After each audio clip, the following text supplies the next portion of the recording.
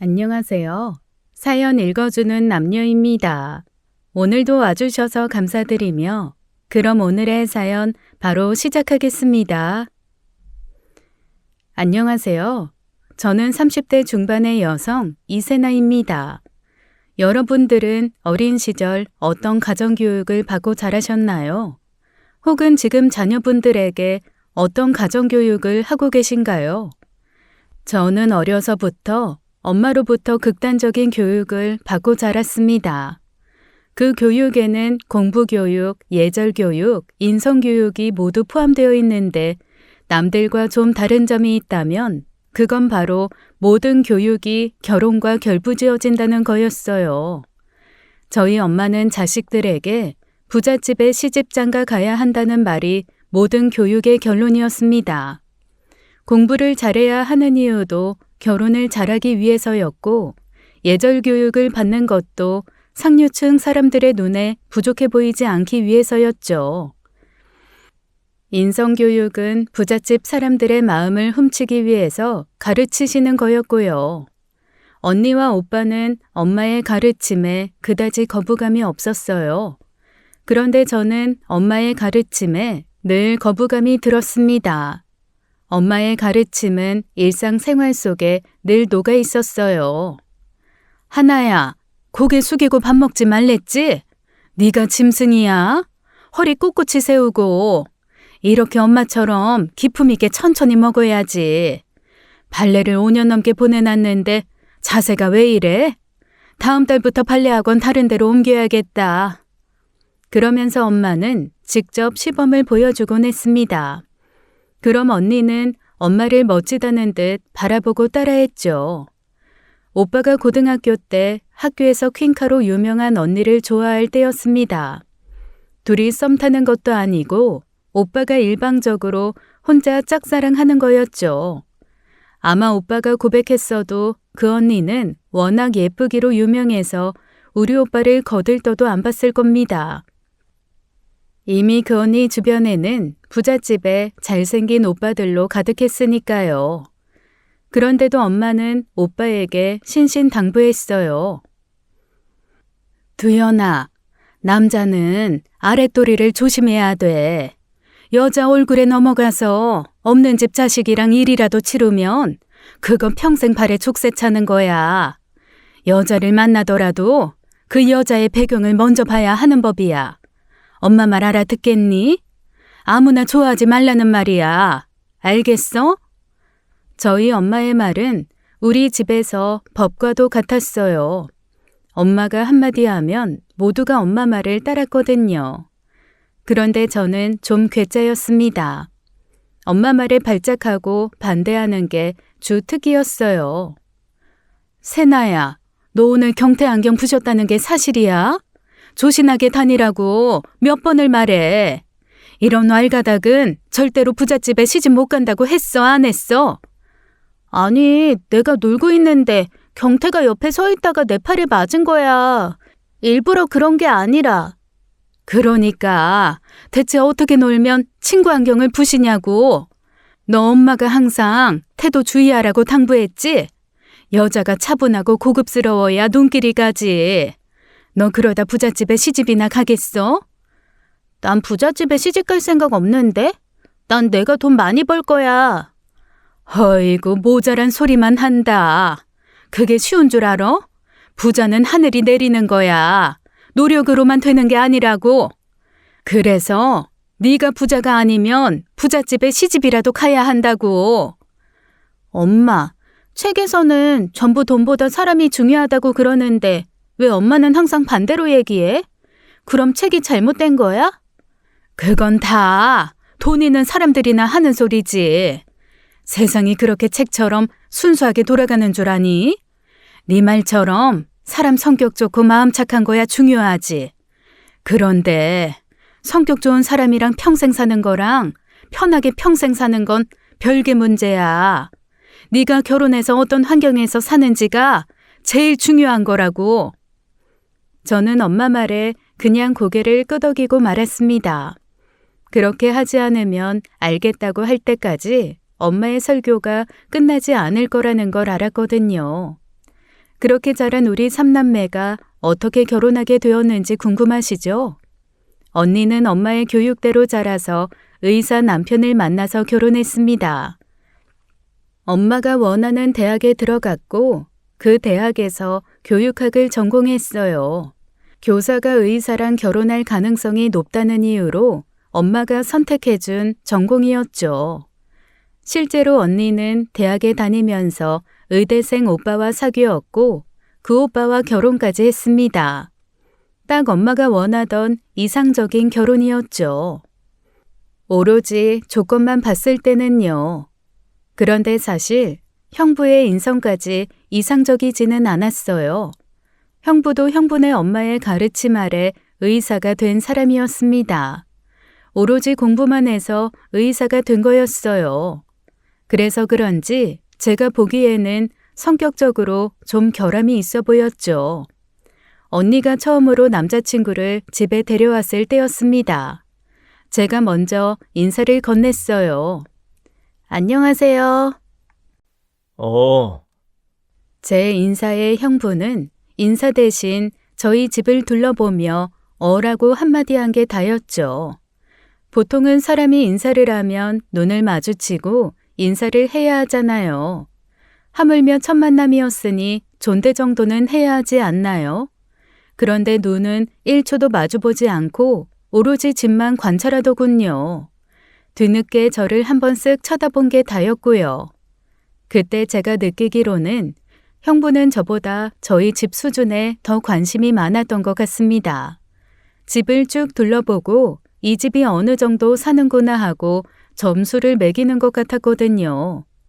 실제로 처음 집에 와서 한 말을 종합해보면 이런 것들이었습니다. 이거 피아노 야마하 거네. 어머님이 피아노 치셔? 이 골프채 꽤 좋은 건데 아버님이 골프 치셔? 라운딩 몇 번 나가셔? 여기가 50평인가? 이게 몇 년씩이지? 이 아파트 평당 얼마 정도 하니? 아파트 평수에 연식 얘기할 땐 의사가 아니라 감정평가사인 줄 알았습니다. 아마 저희 집이 못 사는 집이었다면 언니는 이 결혼 못했을 수도 있다는 생각이 들 정도였어요. 저희 아빠는 가난한 집에서 자라 자수성가 한 분이십니다. 아빠의 희생 덕분에 저희 가족 모두 고생 없이 살 수 있었어요. 제가 생각할 때 저희 집은 중산층 중에서도 좀 상위권 정도 되는 것 같습니다. 언니의 말을 들어보면 형부는 상위층 정도 되는 경제력을 가진 집안 같았어요. 아버지가 사업하시는데 집도 꽤 비싼 집에 살고 외제차도 3대나 있다고 했죠. 아무튼 언니는 의사와 결혼해서 시댁에서 해준 비싼 아파트에서 호의호식하며 살았어요. 두 번째로 오빠가 장가를 갔습니다. 오빠도 엄마의 바람대로 장가를 잘 갔어요. 오빠는 대기업에 들어갔다가 회사 동기 여자와 만났는데 그 여자가 꽤나 잘 산다는 얘기를 집에서 여러 번 하곤 했죠. 엄마와 오빠의 입에 자주 오르내리던 그 언니가 바로 우리 집안의 새언니가 된 겁니다. 새언니네 집은 압도적으로 잘 사는 집안이었어요. 천억대 부자라는 말이 나오곤 했죠. 다만 새언니의 외모는 예쁘진 않았습니다. 부자면 성형을 할 법도 한데 전혀 손대지 않은 얼굴이었죠. 나중에 새언니에게 물어보니 자기 얼굴에 만족하고 수술하다 잘못되면 어쩌냐고 한 걸 듣고 고개가 끄덕여졌습니다. 저라도 새언니와 같은 선택을 할 것 같았어요. 우선적으로 자기 얼굴에 만족하고 있는 게 가장 멋있어 보였고요. 아무튼 오빠가 새언니를 어떻게 꼬셨는지 신기할 정도였는데 그 둘도 연애 1년 만에 결혼을 했습니다. 오빠는 처가댁에 엄청 잘하는 모양이었어요. 명절에도 본가보다 처가댁을 우선적으로 스케줄을 잡는 사람이었으니 처가에 가서 어떻게 하는지는 안 봐도 뻔했죠. 제가 그렇게 생각하는 게 그냥 그렇게 생각하는 게 아니었어요. 어느 날 오빠가 저희 집에 왔었는데 현관에서 신발들을 가지런히 정리하고 있더군요. 오빠, 뭐해? 맞다. 여기 우리 집이지? 어려서부터 장가 갈 때까지 집에서 단 한 번도 신발 정리하는 걸 본 적이 없던 오빠가 신발을 놓는 걸 보고 느꼈죠. 처가댁에서 저러는구나 하고요. 오빠도 말은 안 했지만 처가댁인 줄 알았다는 표정이었거든요. 또 한 번은 부모님 댁에 와서는 고개를 90도로 숙이면서 인사해서 엄마 아빠가 놀란 적도 있었습니다. 장인 장모에게는 그렇게 인사하는 모양이었어요. 아무튼 언니도 오빠도 엄마가 원하는 대로 부잣집과 사돈을 맺었죠. 그런데 문제는 저였습니다. 저는 언니와 오빠의 삶이 그다지 좋아 보이지 않았어요.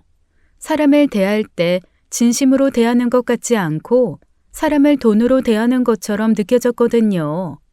제 나이 27이 될 때까지 연애도 안 했습니다. 일부러는 아니지만요. 어쩌다 보니 그렇게 된 거였어요. 사실 저는 언니만큼 예쁜 외모는 아니었습니다. 언니는 키도 크고 몸매도 좋고 얼굴도 하얘서 무척 예쁜 편이었어요. 반면에 저는 아빠 닮아서 피부도 갈색에 외꺼풀이고 키도 몸매도 평범했죠. 엄마는 저를 보며 한 걱정 늘어놓기 시작하셨어요. 세나야, 너 엄마가 쓰라고 준 비타민C 앰플 쓰고 있는 거야? 얼굴 좀 하얘질 줄 알고 비싼 돈 주고 사왔더니 어쩜 이렇게 감쪽같이 효과가 없니? 엄마, 대체 나한테 왜 그래? 난 내 얼굴에 만족해. 그러니까 다음부터 자꾸 시술 권하지 마. 얘가, 너 지금 네 나이가 얼마나 중요한지 알아? 엄마 친구 딸은 선시장에서 매력 어필하려고 가슴 수술까지 했다는데 넌 고작 피부과 시술 정도로 그러니? 가슴 수술? 진짜 대단하다. 그거 엄청 아프다던데. 그냥 생긴 대로 살면 안 돼? 새언니 좀 봐. 자기 외모에 자신감 넘치고 얼마나 멋있어. 얘, 너가 네 새언니랑 같아? 너 1,000억 있어? 1,000억 있고 나서 네 외모에 자신감을 갖던지 해. 그리고 우리끼리 말이지만 네 새언니가 그 외모로 자신감을 갖는 건 줄 아니? 그게 다 부모 재력에서 나오는 자신감인 거야. 뭘 알고 얘기해? 아, 진짜 싫다. 속물. 너 잔말 말고 이번 주에 선잡아 놨어. 네 형부가 신경 써서 의사 소개시켜주는 거니까 잔말 말고 최선을 다해서 꾸미고 나가. 알았니? 뭐? 아, 싫어. 나 의사 싫어. 네가 뭔데 의사가 싫어? 뭐, 넌 동물 아니면 안 만나니?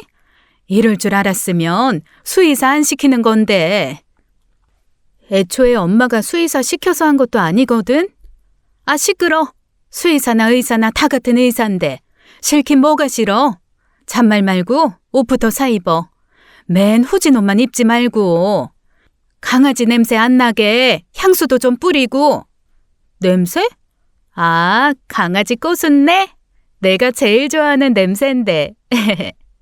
꼬순내는 무슨 꼬린내겠지? 결국 엄마의 성화에 못 이겨 선을 보러 나갔습니다. 그런데 정말 신기한 건 형부 투가 제 앞에 앉아 있는 거예요. 외모만 다르다 뿐이지 하는 행동도 성격도 꽤 비슷한 사람이었죠. 권위적인 말투와 행동까지요. 그 사람은 어거지로 이 자리에 나온 것 같았어요. 게다가 제 얼굴을 보자마자 마음에 안 드는 티를 팍 냈죠. 참고로 저 그렇게 못난 얼굴 아닙니다. 고백도 꽤 받아봤고요. 아무튼 엄청 예쁜 얼굴이 아니라는 게 그 의사에게는 문제였나 봅니다. 정말 커피 한 잔 시켜놓고 계속 시계를 보고 입구 쳐다보기를 무한 반복하더군요. 저도 기분이 썩 좋지 않았어요. 그래도 형부 생각해서 그 자리를 지키고 있었던 겁니다. 그런데 그 맞선 남이 화장실에 간다고 하더니 오질 않는 겁니다. 1분만 더 기다리다가 안 오면 가야겠다 생각하고 있었죠. 그 맞선 남이 30분을 꽉 채우고 나오더군요. 그리고 그 남자의 첫마디에 제 인내심이 폭발했죠. 어? 아직 안 갔네. 와, 진짜 그 한마디에 열불이 팍 나더군요. 누군 지가 좋아서 이 가시방석을 견디고 있는 줄 아나. 이재수 씨, 이재순이요. 혹시 변비 있어요? 아니요? 아, 그럼 답은 하나네. 저 마음에 안 들죠? 네? 뭐 그런 질문을. 아까부터 똥 마려운 강아지처럼 시계 보고 문 쳐다보고 그러던데. 그냥 가세요. 없는 똥 만들어서 싸고 오지 말고요. 뭘 만들어서 싸요? 진짜 어이없네. 어이는 내가 없죠. 아무리 선상대가 마음에 안 들어도 기본 예의는 지키시죠? 사람 상대하는 의사라는 사람이 그 정도 예의 지키는 게 어려워요? 제 말에 맞선 남은 한마디도 못하고 표정 관리를 못해 얼굴을 실룩이더니 주랭랑을 쳤습니다. 뭐 저런 남자가 다 있나 싶었죠. 저런 성격으로 환자들에게 설명은 어떻게 하나 싶었어요. 그날 저녁 엄마는 형부를 통해 이미 소식을 들었는지 화가 잔뜩 나 있었습니다. 너 일부러 깽판 치고 나온 거야? 뭐? 똥을 어쩌고 어째? 아니, 그 남자가 진짜 진상이었어. 진상은 네가 진상 아니고? 대체 어떻게 처신했길래 네 형부가 다시는 소개 안 시켜준다고 저러냐고. 아, 잘 됐네. 나 소개받을 생각도 없었어. 그리고 내가 누누이 말했지만 나는 조건 보고 결혼할 생각 없다고. 너 인생이 그렇게 호락호락한 줄 알아? 엄마가 괜히 이러냐고. 다 경험해서 우러나오는 거야. 다 겪어봤으니까. 아빠가 뭐 어때서? 이 정도면 잘 먹고 잘 사는구만. 처음부터 잘 살았어? 엄마 결혼하고 단칸방에서 시작해서 세탁기도 없어서 니들 3명 기저귀 손빨래하면서 살았어. 너 하루 종일 손에 물 닿는 게 어떤 건 줄이나 알아? 나 때는 로션 살 돈도 없어서 한겨울에 손 부르트고 피나고 갈라지고 그런데도 또 빨래한다고 찬물에 손 담그고 그랬다고. 참.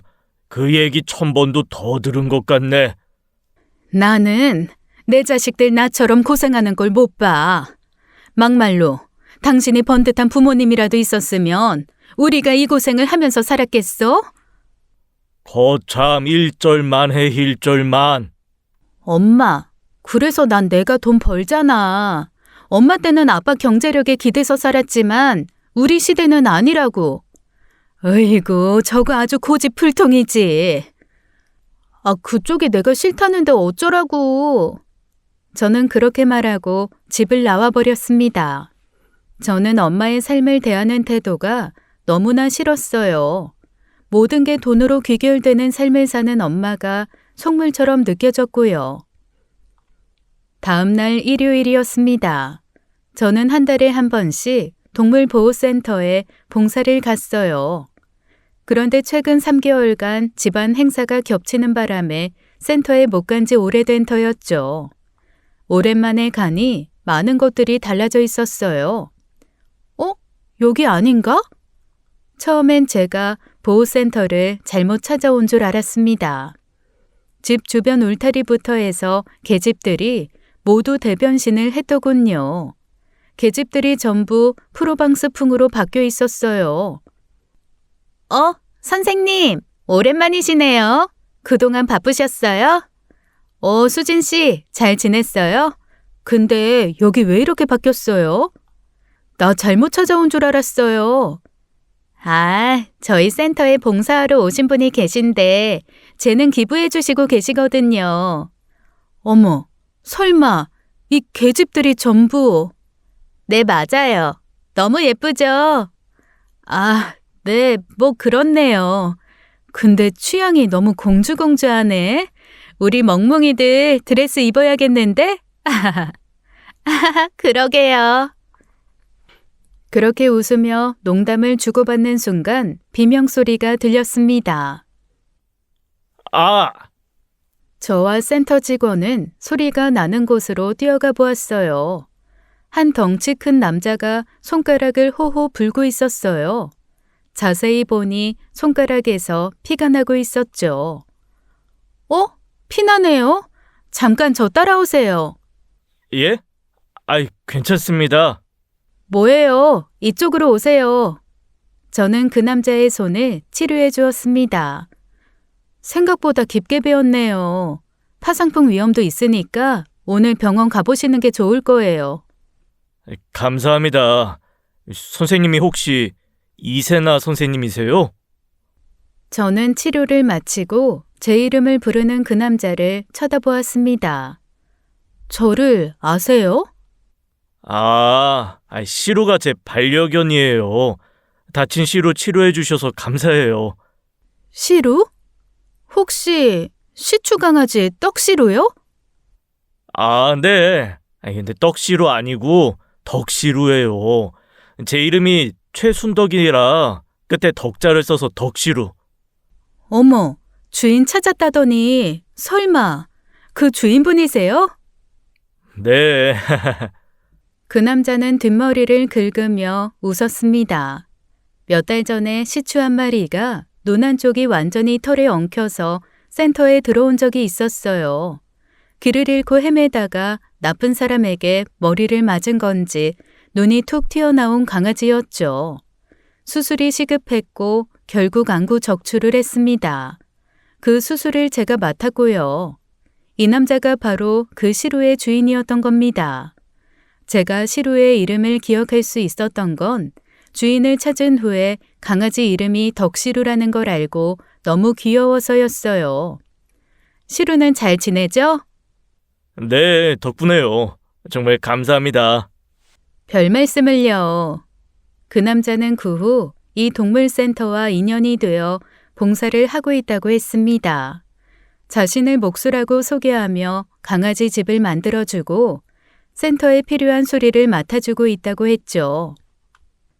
안 그래도 센터가 50년이나 된 주택 건물이어서 고칠 곳이 많았는데 큰 인재가 들어온 것 같아서 너무나 감사했어요.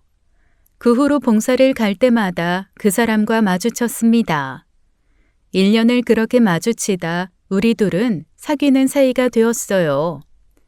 순덕 씨는 참 순수한 사람이었습니다. 그 모습이 저를 끌리게 했어요. 순덕 씨는 꾸밈없는 태도에 아이 같은 순수함이 있었어요. 특히 물질적인 것보다는 다른 것에 더 가치를 두는 사람이었습니다. 어느 날 센터에 오래된 목줄들이 한쪽에 모아져 있었어요. 이건 너무 오래돼서 버려야겠다. 내가 다음에 올 때 새 거 갖다 줄게. 정말요? 감사해요, 선생님. 저는 그 목줄들을 쓰레기통에 버렸습니다. 그런데 그날 오후였어요. 순덕 씨가 빨랫줄에 무언가를 널고 있었죠. 뭐예요, 순덕 씨? 목줄이 버려져 있더라고요. 이렇게 빨면 새 것 같은데 아마 너무 때가 많이 묻어서 낡은 줄 알고 버렸나 봐요. 이 목줄 누군가한테는 전부였을 거예요. 이 끈을 차고 주인을 따라다녔을 때 분명 행복했을 겁니다. 저는 순간 아무 말도 할 수 없었어요. 보통 사람 같으면 그냥 낡아서 버려야 할 물건쯤으로 생각했을 텐데 순덕 씨는 거기에 한때의 온기와 의미를 떠올리는 사람이었죠. 비록 지금은 주인이 없지만 그래도 버리진 말고 기록처럼 남겨두면 어떨까요? 이 아이들이 살아왔던 흔적이니까요. 그러네요. 순덕 씨 말이 맞네요. 이 아이들의 흔적. 또 다른 어느 날이었습니다. 봉사가 끝나고 집에 돌아가는 길이었어요. 순덕 씨와 함께 근처 시장을 지나가고 있었죠. 시장에는 값비싼 물건도 세련된 장식품도 많았습니다. 제가 가죽으로 만든 수제 가방에 꽂히자 순덕 씨가 선물로 사주었어요. 그래서 저도 보답으로 선물을 할 테니 가격 신경 쓰지 말고 고르라고 했죠. 그러자 순덕 씨가 발걸음을 멈춘 곳은 의외의 곳이었어요. 바로 모퉁이에 있는 작은 화분 가게였습니다. 순덕 씨는 오래되어 반쯤 시든 듯한 다육식물을 집어들었어요. 이걸로 할게요. 저는 의아한 듯 물었어요. 순덕 씨, 그건 너무 시들었는데 다른 식물로 하는 게 어때요? 거의 죽은 식물 같은데. 아직 살아 있어요. 물만 잘 주면 금방 파릇해질 거예요. 그는 그렇게 말하며 망설임 없이 그 화분을 골랐습니다. 저는 3,000원을 계산하면서 많은 생각이 들었어요. 계산을 마치고 그에게 물어봤죠. 그런데 예쁜 꽃도 많던데 왜 굳이 이걸 고르셨어요? 이미 누군가 데려갔을 거예요. 저는 남은 애들 쪽이 더 마음이 가더라고요. 그 순간 저는 알 수 있었습니다. 순덕 씨는 화려하거나 값비싼 것에 끌리는 사람이 아니라 소외된 존재에게 따뜻함을 건네는 사람이라는 걸요. 그런 순수한 마음이 저를 자꾸만 그에게 끌리게 했어요. 그와 결혼해서 살면 행복할 것 같았습니다. 물질적인 삶이 아닌 인간 내면을 들여다보며 진정으로 행복하게 살 수 있을 것 같았어요. 하지만 난관이 하나 있었죠. 그건 바로 저희 엄마였습니다. 저는 연애하는 동안 남자친구의 존재를 부모님께 숨겼습니다. 그리고 남자친구와 결혼하기로 결심했을 때에야 사실을 털어놨어요. 엄마는 남자친구의 존재를 알고 경악을 하셨죠. 너 제정신이니? 결혼으로 네 인생 끝낼 생각이야? 아, 무슨 인생을 끝내. 인생 제2막 시작이지. 그러니까 그 2막을 왜 고통과 좌절의 길을 택하냐고. 쉬운 길 놔두고 왜 일부러 행복의 반대편으로 가냐고. 너 일부러 반항하는 거야? 누가 결혼을 반항하려고 해. 그리고 딸한테 그런 악담이 어디 있어? 행복하려고 결혼하는 거지. 엄마 기준만 맞다고 하지 말아요. 나도 내 앞가림 잘할 만큼 제대로 컸고 사람 보는 눈도 있다고 생각하니까. 엄마는 제 말에 말없이 옆에 있는 화분으로 갔습니다. 그리고 흙을 한 줌 퍼와서는 저한테 주더군요. 받아. 뭐 하는 거야? 내 눈에 뿌려. 아, 정말 왜 이래 유치하게? 내 눈에 흙이 들어가기 전엔 허락 못해. 엄마, 얼른 뿌리라니까. 엄마는 제 결혼을 계속 반대했습니다. 식음을 전폐하고 머리 싸매고 눕기까지 하셨죠. 그래도 전 물러설 생각이 없었어요. 저는 제가 제 인생은 주체적으로 살아야 한다고 생각했습니다. 결혼도 남편감도 제가 정해야 하는 일이라고 생각했어요. 부모님이 정해주신 길을 걸어가는 게 아니라요. 단 모든 선택에 대한 책임은 제가 짊어진다는 마음으로 살았죠. 얼마 후 저는 부모님께 남자친구를 보여드렸어요. 엄마는 남자친구가 뭘 해도 곱게 보지 않으셨습니다. 반면에 아빠는 만나고 난 후에는 오히려 우호적으로 바뀌셨어요. 조건만 보면 솔직히 너한테 많이 부족한 건 사실이야. 그런데 네가 좋다고 하면 아빠는 괜찮다. 사람이 차분하고 속 깊은 게 친구 같기도 하고 뭐 몇 번 안 만나봐서 잘은 모르겠지만 아빠는 너 하나 믿고 허락하는 거야. 아빠는 엄마를 설득하려고 애써주셨어요. 하지만 엄마는 언니와 오빠를 지켜 제 결혼을 멈추려고 하셨죠. 어느 날 언니가 저의 동물병원으로 찾아왔습니다. 큼직한 명품 가방을 안내 데스크 위에 턱하니 올리고는 동물병원을 둘러봤죠. 그러면서 여기저기 흠을 잡기 시작했습니다. 야, 여기 아직도 이 상태야? 조명은 왜 이렇게 어두워? 냄새. 여기 병원 맞아? 왜 갑자기 와서 시비야? 저는 언니 말에 발끈하면서도 냄새가 나는지 확인하며 작은 창문을 열기 위해 창가로 향했습니다. 아, 너 이러니까 사람들이 너네 병원 안 오는 거야. 간판도 바래서 글씨가 안 보이잖아. 좀 바꿔라. 돈 벌면 천천히 바꿀 거야. 너 그렇게 말한 지 벌써 2년도 넘은 거 알아? 수의사면 그래도 전문직이라 돈 잘 벌 텐데 너한테는 해당 없는 얘기인가 보다. 뭐래? 나 돈 잘 벌거든? 치, 간판 바꿀 돈 자기가 보태줄 것도 아니면서 왜 시비래? 시비가 아니라 걱정이지. 너 허구한 날 불쌍한 동물들 무료로 치료해주지? 막말로 수의사 되면 뭐해? 맨날 궁상 떨면서 사는데. 뭔 상관?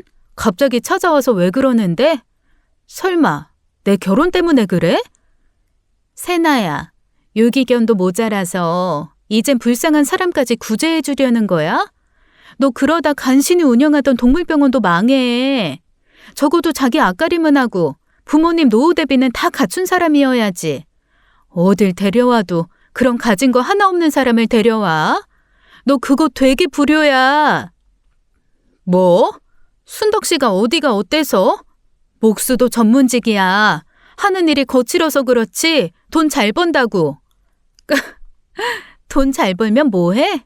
밑빠진 시대 건사하느라 그 돈 다 쓸 텐데. 적어도 너한테 도움되는 사람을 만나. 너까지 가난으로 끌어들이는 사람 말고. 넌 나보면 뭐 느끼는 거 없어? 언니처럼 되고 싶다거나 언니처럼 살고 싶다거나 그런 거. 아니, 전혀. 돈 잘 벌면 뭐해? 나 아껴주고 행복하게 해주는 사람이 옆에 있어줘야 좋은 거지. 형부는 바쁘다고 집에도 잘 안 들어온다며. 언니야말로 행복한 거 맞아? 뭐? 야, 너 이 가방이 얼마짜린 줄 알아? 이거 2천만 원 넘어. 네 형부가 결혼기념일에 사준 거라고. 아, 그러셔? 근데 결혼기념일에 정작 집에 안 왔다며. 언니는 형부랑 시간 보내는 거보다 그 가방이랑 집에 있어서 무지 행복했겠다. 나 바쁘니까 그만 가봐. 언니 왜 왔는지 더 말 안 해도 알았으니까. 언니는 그 후로도 돈의 중요성에 대해 한참 얘기하다가 갔습니다. 그런데 제 눈에는 언니의 삶이 부러워 보이지 않았어요. 정작 중요한 순간에는 늘 혼자 외롭게 지내는 것 같아서 오히려 언니가 안쓰러울 때도 있었거든요. 명품 가방, 명품 옷이 다 무슨 소용인가 싶었기에 저는 더더욱 제 가치관에 맞는 사람을 만나고 싶었죠. 언니가 저를 설득하지 못하자 이번엔 오빠가 나섰습니다. 너 진짜 그 결혼하려고? 이번엔 오빠 차례야? 난 한마디만 할게. 네 격에 맞는 사람을 만나. 격? 그래, 사람도 수준이 맞아야 어울리지. 그렇긴 하지. 오빠는 그 사람 수준에 한참 못 미치긴 해. 그 사람 내면의 격이 엄청 높거든. 나도 아직 그 사람 격에 맞추려면 더 노력해야 돼. 너 정말 미쳤구나. 사랑이 뭐 밥 먹여주냐? 그놈이랑 너도 같이 그지 깡통 차려고 그래? 우리 둘 다 돈 잘 버는데 왜 자꾸 그지래?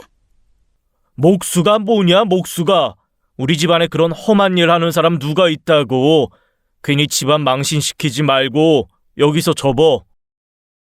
제가 꿈쩍도 하지 않자 오빠는 순덕 씨를 따로 만나 그만 만나라고까지 말했습니다.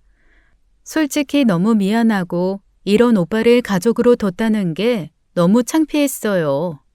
순덕 씨는 집안 반대에 결혼 허락을 받을 때까지 여유를 갖자고 했죠. 순덕 씨는 저희 집에 잘 보이려고 묻어 애를 썼습니다. 아빠는 순덕 씨가 언제 어디서든 저를 아끼는 모습을 보고 마음에 들어 하셨습니다. 그래서 결혼을 허락하자고 하셨어요. 남자는 첫째로 성실하고 둘째는 자기 여자를 아낄 줄 아는 사람이어야 해. 그런데 순덕이가 딱 그래. 내가 겪어보니까 순덕이한테는 우리 세나가 항상 우선이었어. 우리 세나 순덕이랑 결혼하면 잘 살 거야. 그러니까 당신 걱정하지 말고 그만 애들 허락해줘.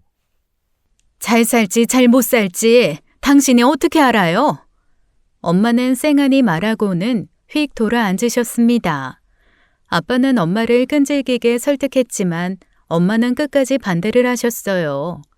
그럼에도 불구하고 아빠가 제 편을 끝까지 들어주신 덕분에 우리는 반쯤 허락을 받고 결혼을 할 수 있었어요. 비록 결혼식 날 단 한 번도 웃지 않는 엄마와 언니 오빠들 사이에서 따가운 눈초리를 받으며 결혼해야 했지만요. 제 생각대로 결혼 후 너무 행복했습니다. 딱 제가 원하던 이상적인 삶이었어요. 퇴근 후에 늘 둘이 붙어 앉아 하루의 일과를 이야기 나누고 미래를 그리며 웃으며 지냈죠. 저와 남편 둘이 함께 있는 시간은 늘 좋았습니다. 사이도 좋았고 함께 있으면 정말 행복했어요. 하지만 결혼 후에 친정 식구들과 모임이 있는 날은 그렇지 못했죠. 신혼여행 후 친정에 들린 날 엄마는 집에 계시지도 않았습니다. 아빠가 민망해하시며 저희를 데리고 나가 저녁을 사주셨어요. 남편이 저 때문에 이런 대접을 받아서 너무 미안했죠. 그럼에도 남편은 시댁에 가서 어머님께 저희 집에서 잘 대접받고 왔다고 거짓으로 이야기해 주었어요. 어머님은 그 말을 듣고는 제게 더 잘해주지 못해 미안해 하셨습니다. 그럴 때면 남편과 시어머니께 더 죄송해서 가시방석이 따로 없었죠. 그래도 시간이 약이라고 생각하며 지냈습니다. 오래 한 식구로 지내다 보면 언젠가는 마음을 열 거라 생각했어요. 실제로 오빠도 언니도 남편과 대화도 좀 하고 편하게 대하더라고요. 그런데 그 편함이라는 게 사이가 가까워져서 편해진 게 아니라 남편을 무시해서 편하게 대하는 거였다는 게 문제였습니다. 하루는 남편이 일 끝나고 집에 올 시간인데 집에 오질 않더군요. 그래서 연락을 했더니 형부네 병원에 있다는 겁니다. 형부네 병원? 왜? 여보, 어디 아파? 아니, 그건 아니고 형님이 불러서. 잠깐만 이따가 전화하자. 지금 좀 바빠서. 저는 저희 집에서 차로 20분 거리에 있는 형부네 병원으로 향했습니다. 형부가 병원 문 닫은 시간에 도대체 왜 내 남편을 병원으로 불렀는지 의문이었죠. 서로 별로 친하지도 않은데요. 병원으로 달려가 보니 남편이 로비에서 땀을 뻘뻘 흘리고 있었습니다. 사다리를 타고 올라가 연장을 들고 무언가를 하고 있더군요. 여보, 지금 여기서 뭐해? 여보. 여긴 어쩐 일이야? 나 때문에 온 거야? 에이, 힘들게 왜 왔어? 나 이거 조금만 하고 가면 되는데. 남편은 그저 사람 좋게 허허 웃고 있었어요. 지금 뭐 하는 거야? 형님 병원 천장이 내려앉아가지고 그거 좀 봐주느라. 상황 파악이 된 순간 좀 짜증이 났어요. 뭐? 아니, 근데 그걸 왜 당신이 해? 가족끼리 해줄 수도 있지. 내가 그래도 명색이 목수 사위인데. 저는 기분이 상했지만 남편 말에 제 기분은 잠시 꾹 눌러두었습니다. 저는 형부를 큰 소리로 불러대며 형부를 찾았어요.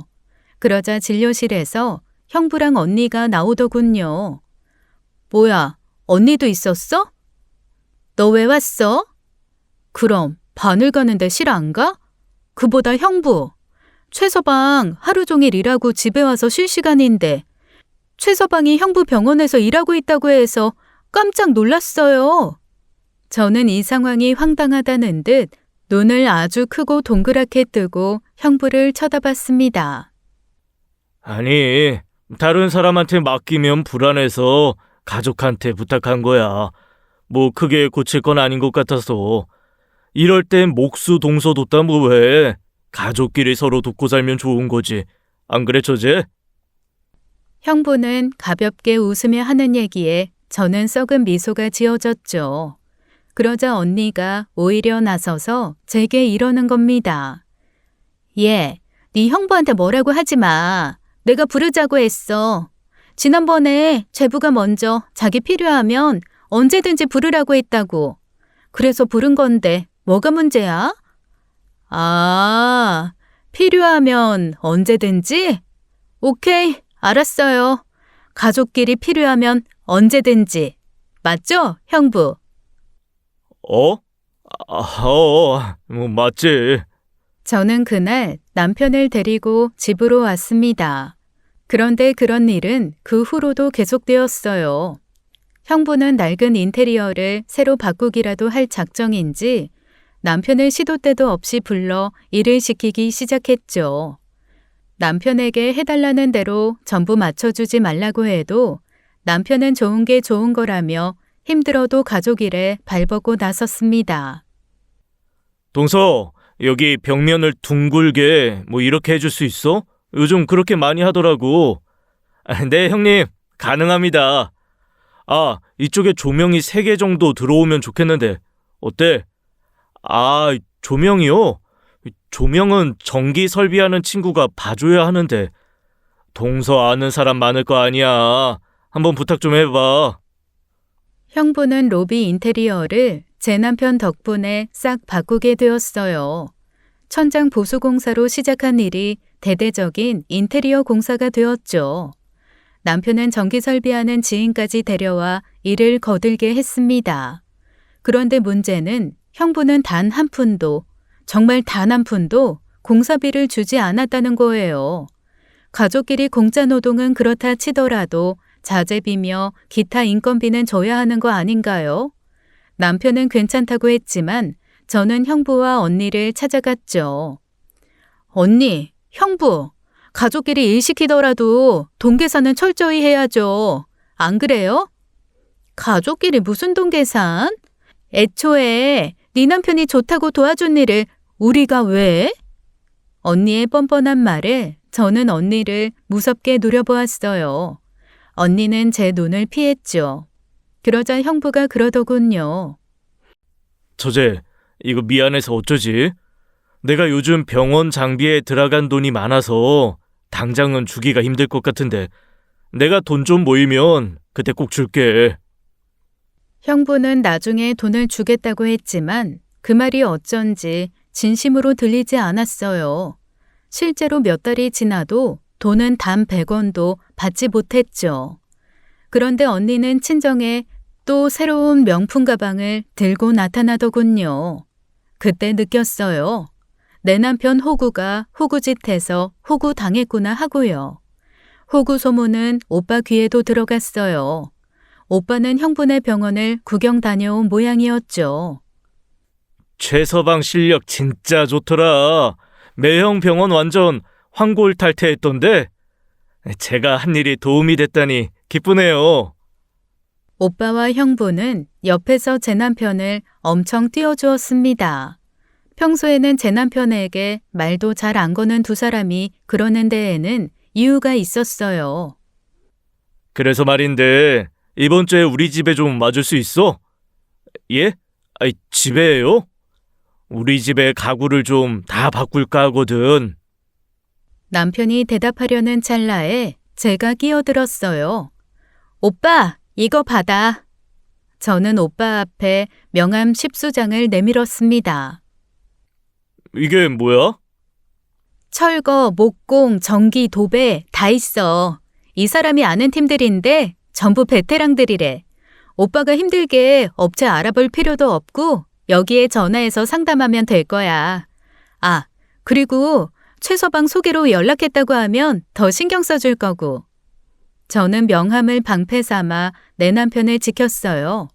남편은 옆에서 어쩔 줄 몰라 했지만요. 그냥 가구 몇 개만 바꾸는 건데 최서방이 봐주면. 우리 남편이 요즘 너무 바빠서 하루도 쉬는 날이 없네. 이해하지? 그래. 오빠는 더 이상 아무 말도 못하고 명함을 챙겼습니다. 그리고 괘씸한 형부에게도 제 비장의 무기를 준비했죠. 얼마 후 저는 형부에게 전화를 했습니다. 애교 섞인 목소리로 말했어요. 형부, 오늘 환자 많아요? 오늘 좀 바쁘게 한데 왜? 귀찮은 일 시킬까봐 바쁘다고 둘러대는 형부였어요. 아, 그래요? 그럼 안 되겠네. 무슨 일인데? 제 친구들이 형부네 피부과에서 시술 받고 싶다고 해서요. 제가 형부 실력 좋다고 자랑했거든요. 아, 그래? 잠깐만. 지금 보니까 환자 다 빠진 것 같다. 데려와. 내가 최대한 잘해줄 테니까. 정말요? 알았어요. 지금 애들 데리고 갈게요. 그래. 얼른 와. 형부의 목소리가 한껏 밝아졌습니다. 그때 저는 여고 동창 모임을 하던 중이었어요. 친구들 20명 정도가 모여 있었죠. 얘들아, 우리 형부가 보톡스 놔준대. 가자! 친구들은 환호성을 질러댔습니다. 카페에서 빠져나와 우리는 병원으로 향했어요. 친구들 중 5명은 일이 있어서 빠지고 나머지 15명 정도 되는 친구들만 데리고 갔죠. 친구들이 도착하자 형부네 로비가 사람들로 꽉 찼어요. 형부, 저 왔어요. 저는 밝은 목소리로 형부를 불렀습니다. 형부는 제가 데려온 친구들의 수를 보고는 흠칫 놀라는 눈치였어요. 기껏해야 2~3명 데려올 줄 알았는데 15명이나 데려왔으니 놀라면서도 좋았겠죠. 형부는 기쁨을 감추지 못하고 입꼬리가 한껏 올라갔습니다. 상담해 주시는 선생님들도 덩달아 바빠졌어요. 형부는 제게 다가와 슬쩍 말했어요. 처제 고마워. 진짜 가족밖에 없다. 저야말로 고맙죠. 피부과 의사 형부 둬서. 저는 눈웃음을 치며 형부를 바라봤어요. 그래? 알았어. 내가 서비스 화끈하게 잘해줄게. 친구들은 여러 가지 시술을 잔뜩 받았습니다. 보톡스부터 제모, 탄력 헤어까지 두루두루 받았죠. 그 시술비만 해도 거의 1,000만 원은 넘었어요.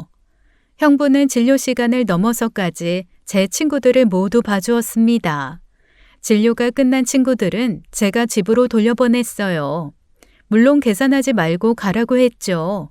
아까 진료비를 받으려는 선생님께 제가 미리 말씀드렸어요.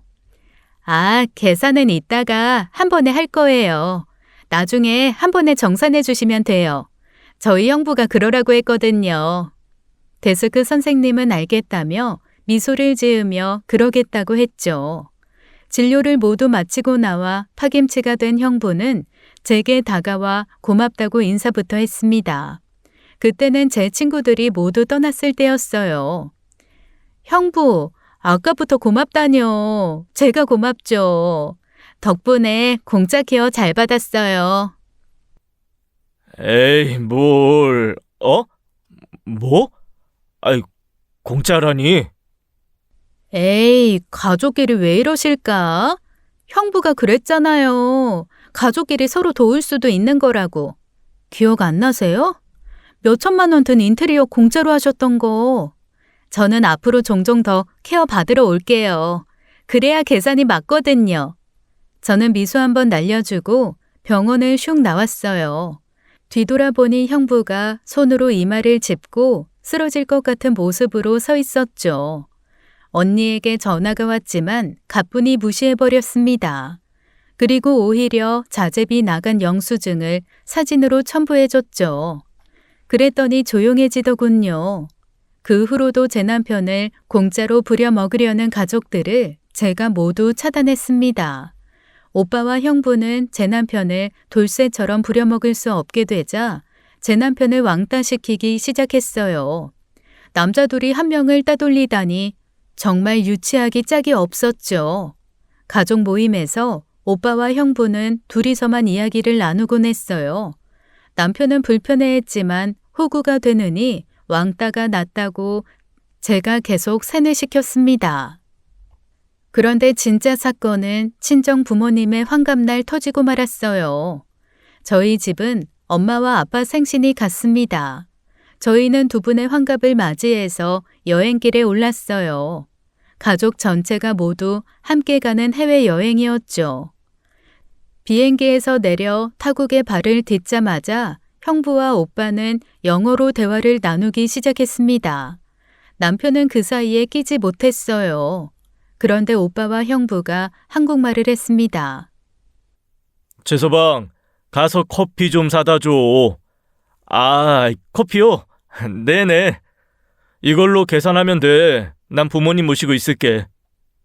오빠는 카드를 제 남편에게 쥐어주었습니다. 그리고는 오빠가 형부를 바라보았죠. 그런데 그런 거 있잖아요.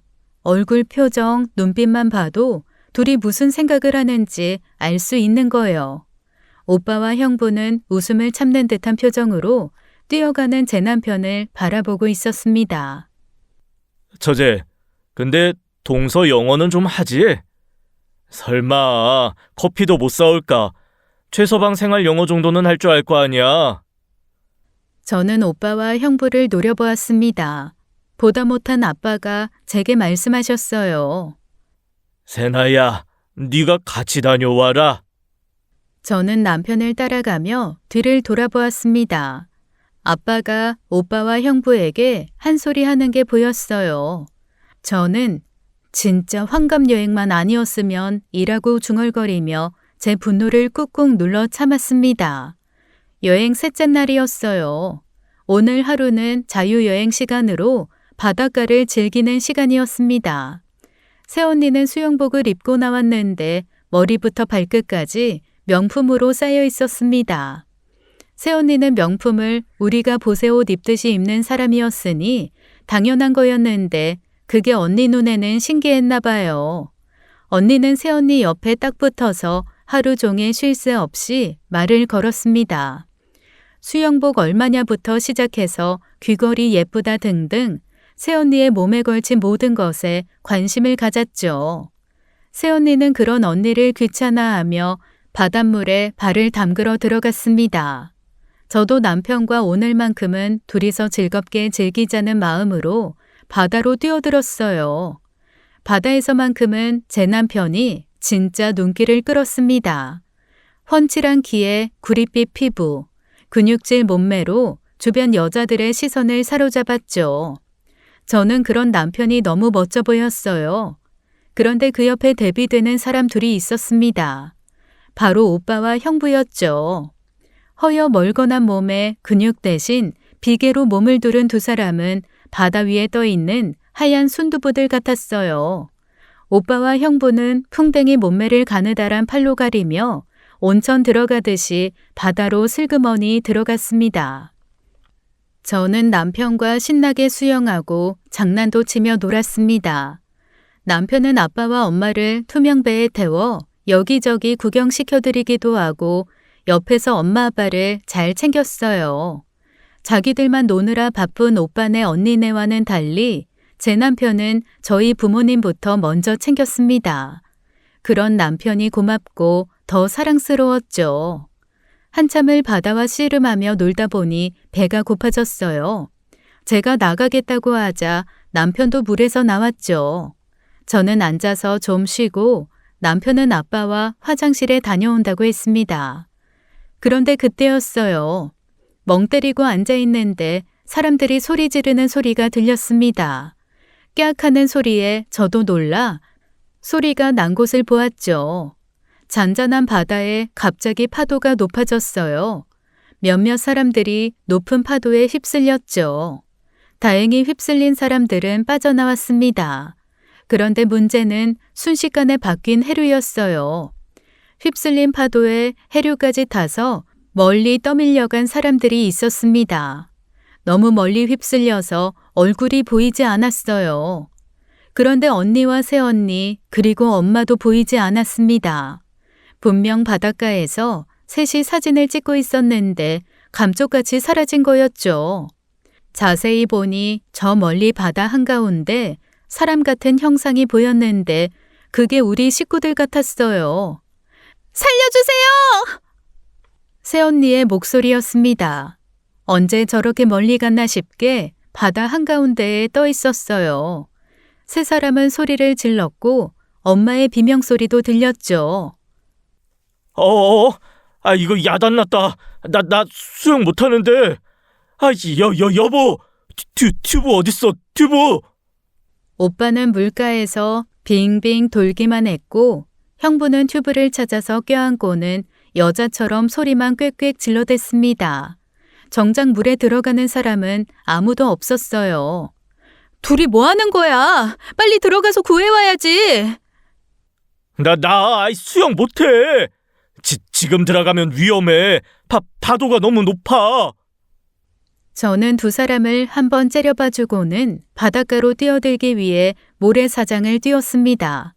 그런데 그때였어요. 옆으로 커다란 그림자가 휙 하고 지나갔습니다. 얼마나 빨리 지나갔는지 제 머리카락이 바람에 휘날렸죠. 그리고 또 다른 그림자도 휙 하고 지나갔어요. 이번에도 제 머리카락이 휘날렸죠. 두 사람은 거침없이 바다로 향해 헤엄쳐 갔어요. 자세히 보니 한 사람은 제 남편이었고 또 한 사람은 저희 아빠였어요. 저는 바다에 들어가려다 말고 두 사람의 기세에 멍하니 두 사람을 바라보았죠. 순식간에 헤엄쳐간 남편과 아빠는 엄마와 언니 그리고 새언니를 구해왔습니다. 다행히 세 사람이 한 군데 모여 있어서 한 번에 끌고 나올 수 있었어요.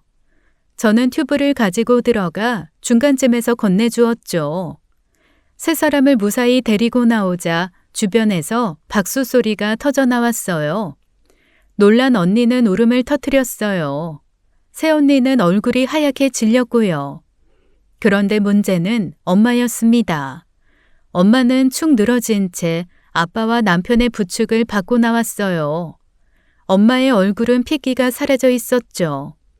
아빠가 엄마를 바닥에 눕혔어요. 의사인 형부와 남편이 동시에 심폐소생술을 하려고 했습니다. 그러자 아빠가 형부를 팔로 쳐내고 제 남편이 하게 두었어요. 남편은 빠르게 심폐소생술을 했습니다. 형부는 주춤주춤 뒤로 물러났고요.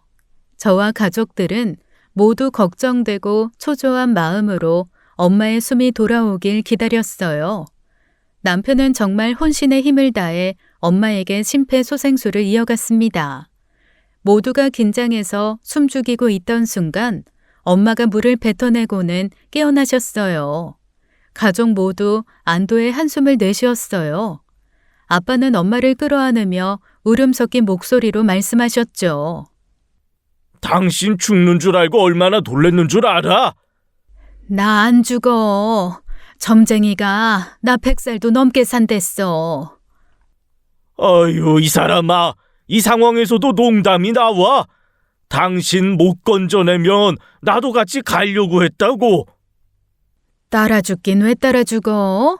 딸린 식구가 몇인데. 그나저나 최서방 고맙네. 아닙니다, 장모님. 장모님이 무사하셔서 제가 더 감사하네요. 최서방 고맙네. 내 딸도 내 아내도 자네 덕분에 살았어. 장인어른이 같이 도와주지 않으셨으면 저 혼자는 무리였어요. 장인어른 덕분이죠. 제부, 고마워. 덕분에 목숨 건졌어. 저도 고마워요, 고모부. 이 은혜를 어떻게 갚아야 할지.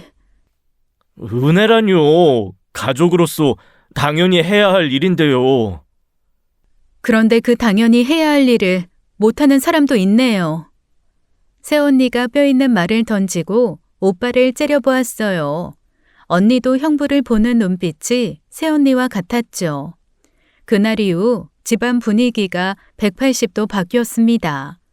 엄마와 아빠가 제 남편을 무척 위해주기 시작했죠. 거봐, 내가 뭘 했어? 최서방이 진국이라고 했지. 당신 세나랑 최서방 결혼 안 시켰으면 어쩔 뻔했어. 안 그래? 당신 말이 맞네요. 원래 당신이 사람 보는 눈은 정확하잖아요. 오늘 메뉴는 최서방이 골라보게. 최서방, 뭐 먹고 싶나? 자네 먹고 싶은 대로 가게. 남편은 갑자기 달라진 특별 대우에 어쩔 줄 몰라 했습니다. 그래도 친정부모님이 예뻐해 주니 무척 좋아했어요. 저도 덩달아 기분이 좋았죠. 반면에 오빠와 형부네는 분위기가 또 반대로 180도 달랐어요. 언니와 새언니에게서는 찬바람이 쌩쌩 불었습니다. 자기야, 물 떠다 줄까? 필요 없어. 바다에서 물 많이 먹어서 당분간 물 삼키기도 싫어. 당신 보기는 더 싫고. 아유, 왜 그래? 내가 수영을 못해서 그런 건데. 내가 초등학교 3학년 때 물에 빠져 죽을 뻔했던 거 말해줬지? 그래서 물 공포증이 엄청나다니까. 그럼에도 불구하고 최서방만 아니었으면 내가 뛰어들려고 했다고. 새언니는 콧방귀를 뀌었습니다. 막말로 나만 그런 것도 아니잖아. 매형 돈 못 들어갔는데 왜 나만 가지고 그래? 아이, 처남, 지금 내 얘기가 거기서 왜 나와? 누나는 매형한테 아무 말 안 하는데 이 사람이 저한테만 뭐라고 하니까 그렇죠. 자네 누나는 그 일 이후 지금까지 나한테 한마디도 안 하고 있어. 그게 더 무서워. 두연아, 입 다물고 밥 먹어. 언니는 형부 쪽은 쳐다보지도 않고 길게 한숨을 쉬며 말했습니다. 그 와중에 엄마는 아빠와 다정하게 식사를 하셨어요. 서로 챙겨주면서요. 한국으로 돌아온 후 언니네와 오빠네는 하루도 조용할 날이 없었습니다. 새언니는 집에 돌아오자마자 오빠에게 이혼 소장을 보냈다고 했어요. 언니는 별거에 들어갔고요. 그리고 몇 달 만에 오빠는 이혼당했습니다. 새언니가 이혼할 때 저희 엄마한테 그랬대요. 어머님이 부럽네요.